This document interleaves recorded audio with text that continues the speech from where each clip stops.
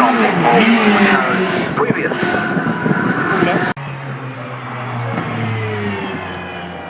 There's a little GT.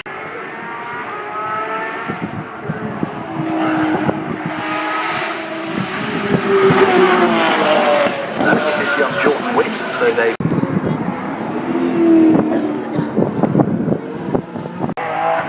It can boast the biggest ever engine, 9-litre V12. That's one of the quickest climbs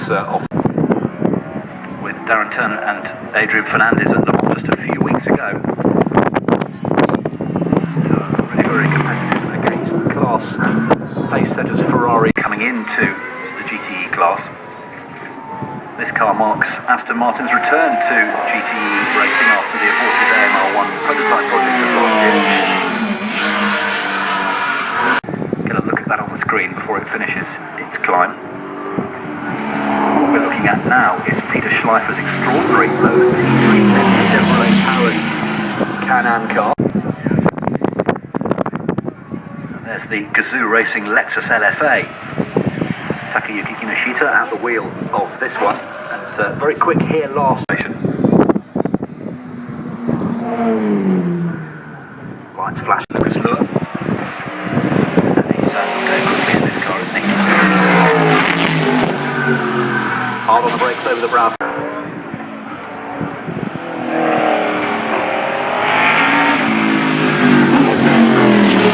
It's got Drenek in that incredible. By Fred Ziska. This is the later car actually, this is the ex-Gilles Villeneuve car from '78 after Lauda had moved to Brabham. Villeneuve winning of course. 312T, T for transversali, denoting the transverse layout of the gearbox. Ferrari.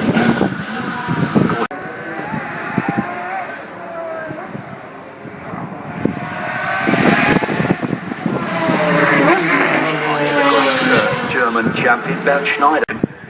And here's a coup, ladies and gentlemen, the Le Mans winner, the 2012 Le Mans 24-hour winner, the Audi e-tron Quattro R18 diesel. They're usually on static display in front of the house, but here it is actually running.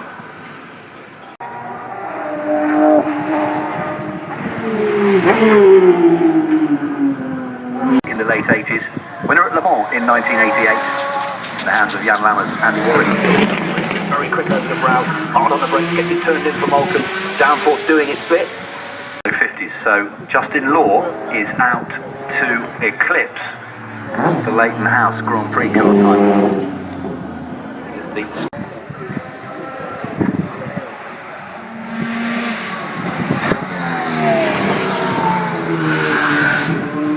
2 years ago in the Le Mans 24 hours. Don't believe it says they're driving at the moment though. No, it's not. Henry, no. Obviously that blue and yellow helmet. Yeah, you're quite right. Yeah, you're quite right. She was out this morning, wasn't she? But that's the right point. So may well be Richard Bateman himself. He comes from Sauber Mercedes, and to be fair, the final few years of the World Sports Car Championship before heading into Formula One as an engine supplier. This car won the championship. These cars were topping out at over 240 miles an hour, popping and banging still.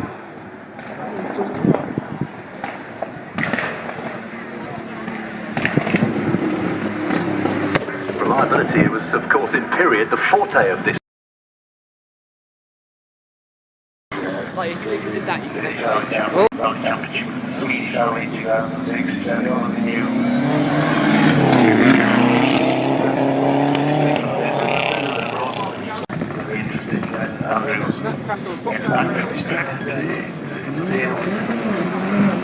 He's going for it.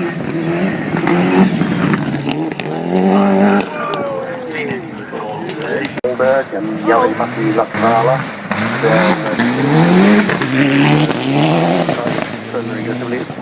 So we're not really sorry about the gap that we had before, because there was a slight misunderstanding and he went off to get changed and so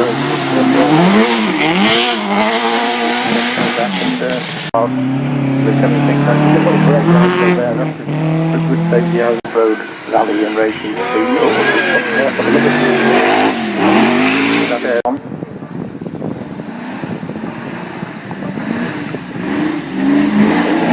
Colour scheme with sponsored Toyota. So 1.5 miles this stage then, which we welcome you to if you're just appearing. Stage on events that are in the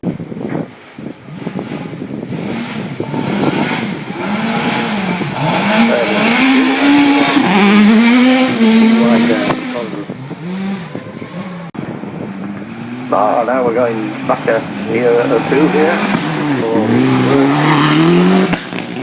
We developed in Abingdon. About either. Yeah, maybe it is. Well, guys, yes.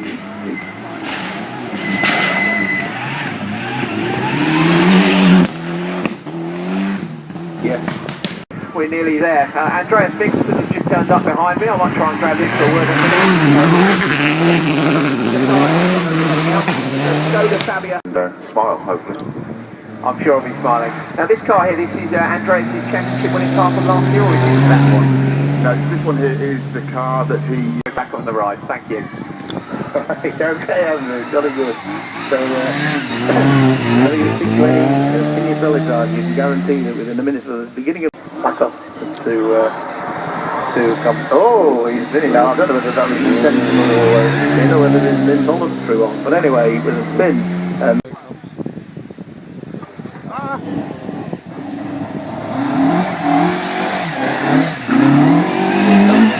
our Italian entries from Italy here in this event. And then it was 2010 it's Continental Rally Championship winner.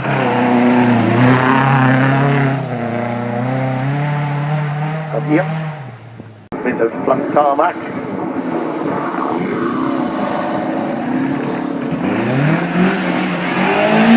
We're getting most of that.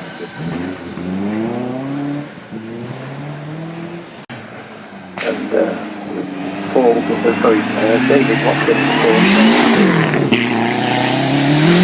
in the back end of the Mick Stafford now, and that's an amazing car that we in South Africa. Tremendous enough.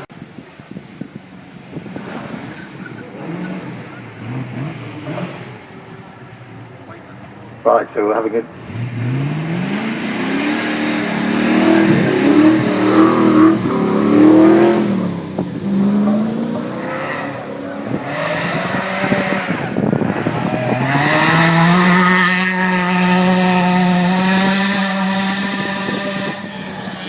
bedding down. I think it must have been had quite a bit of attention during the roll and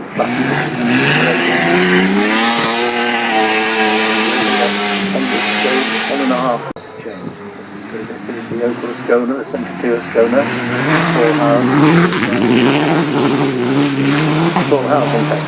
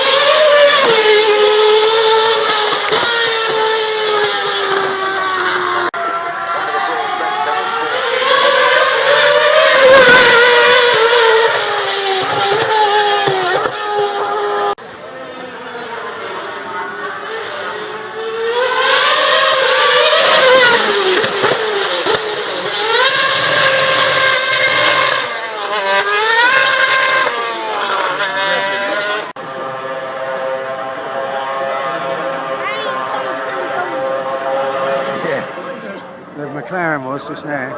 Oh, he is, look. He's doing it just round the corner. What is it? As well. Lotus. Yeah, Bill. Here he comes. What camera? Oh, look, okay.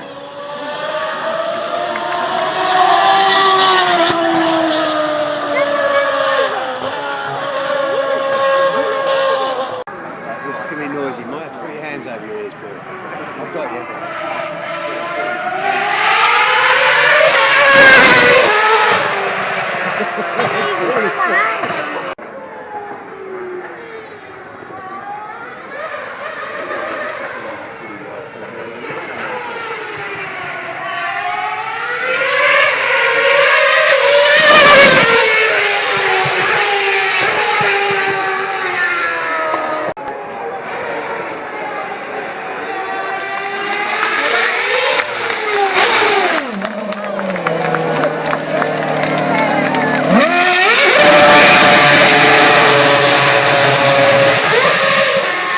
Stop some weight at you, Bill.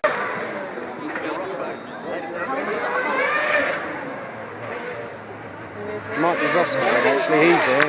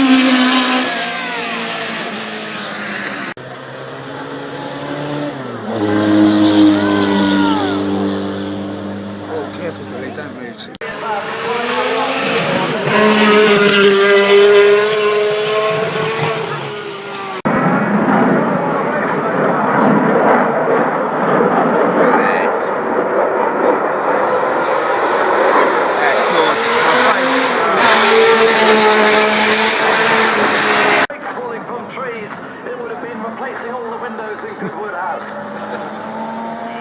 Truly European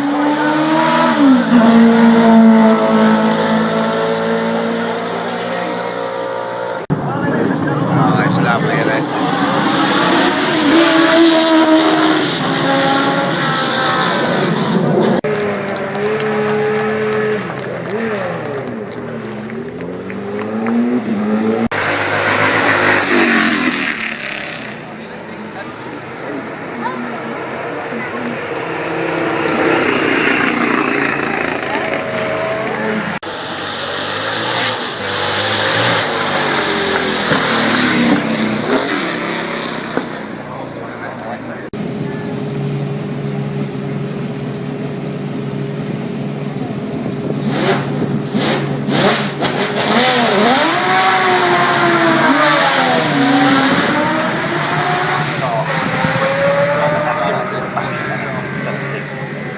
flying that captain of Brian Redmond, Grand Prix and Sports Car Superstar of the 70s. It is an autograph that you've added to your collection this weekend. It is the Eagle T1G Westlake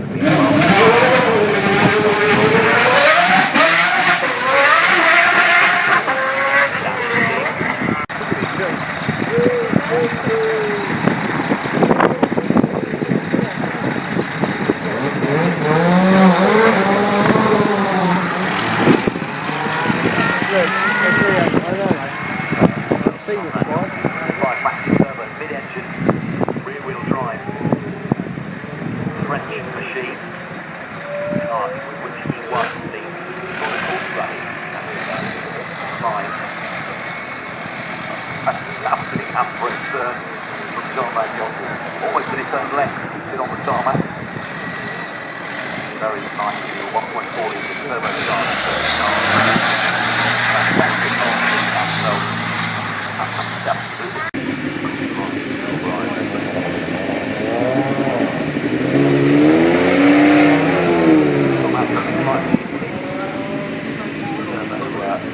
Race car underway, Owen Milton Hall, racing journalist, kind of the 164 program, part of the class 16 Bond Endurance races, 4 best 55.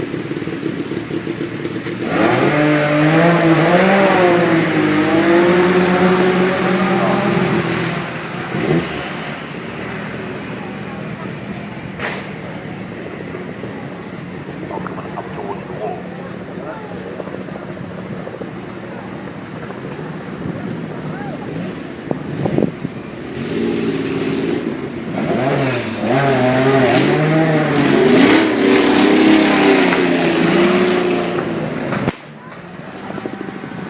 Glorious classic turbo whale from the Porsche 956, the Rothman sponsored factory.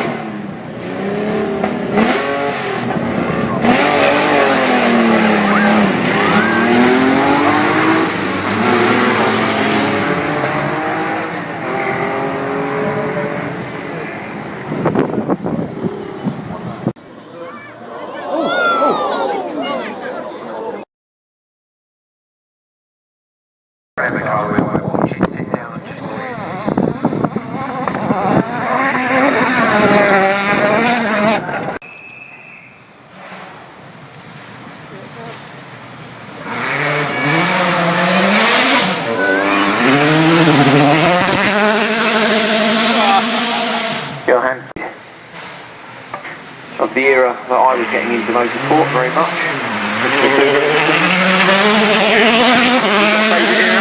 When you're getting that Group B springs to mind, send Steve back down that way to go and get in the car in a minute. Are they going to be giving you a shout to come up here, or? I think it is so nice up here. You might well, you're more than welcome with the neck over if you like. I'll have a little walk of the Car, and he's been setting some fantastic times over the weekend. He's been the only non-works driver to challenge for the fastest times. He's amazing, he's done so well, and he's pushing on in that, not afraid to use it. We don't want to see museum pieces. It's great to see these guys that come out, give them a lovely pop and bang, flames the exhaust as well. Unofficial one, but down at the far end there, I think Noel was about 141, and it looked to me like Wright was a 142 as he exited the hairpin. It's hard to say, more of a group 8 there, so well capable of having enough output in terms of time. I know I have. I shall be having a line tomorrow, so getting ready to come all the way up the hill, but Down the hill we had a very interesting sit down with Alain Prost, who had some very interesting things to say, especially, and I won't say what, but especially but that's another story. who fired who off. Exactly right. We had to more or less pull them apart at the end, but it was great fun. The whole weekend's been great. Yeah, no, I couldn't agree more. I've been very lucky. I've been out in 3.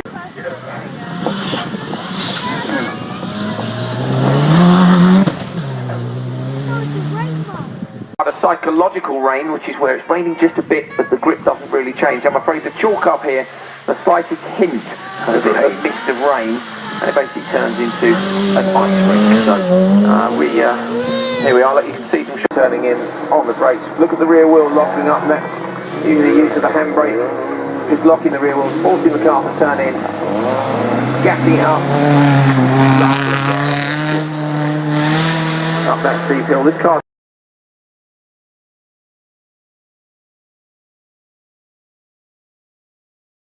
The car needs to be working very, very well, and you can really let the car flow around a circuit like that. And also the crowd obviously is amazing. 100,000 spectators all the time that come there to support the drivers. It's a very special race for us. And it was a great performance in Valencia, like crawling right back up the field. Give us your thoughts on the race last weekend.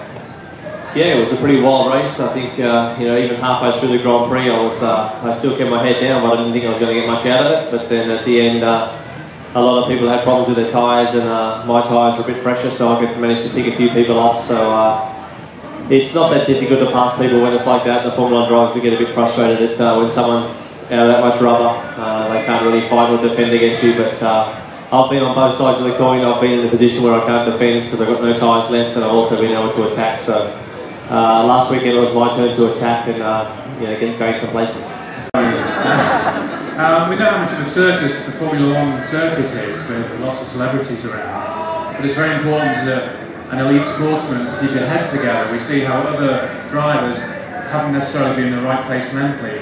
How do you keep yourself focused when all this madness is going on around? Yeah, it's very important to keep the distractions to a minimum. Obviously the team put quite a lot of requests the drivers' way to say, oh, we'd like you to meet them, we'd like you to do an interview with BBC, we'd like to do an interview with Sky, with the French TV, Italian TV, Spanish TV, Swiss TV, it just never ends. And so it's up to me really. I govern, ultimately I'm also in charge. They pay me, but also I say, I don't want things affecting my performance. So, if I don't want to do an interview, I'm not doing an interview, because ultimately what's the most important thing for me is my results, not keeping you guys happy.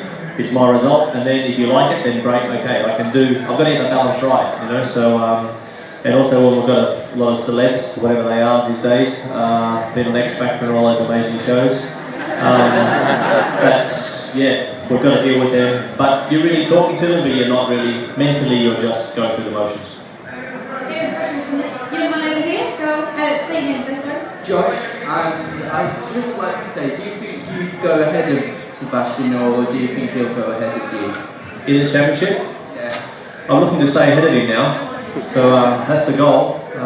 It's going to be a really good battle throughout the year, I'm sure.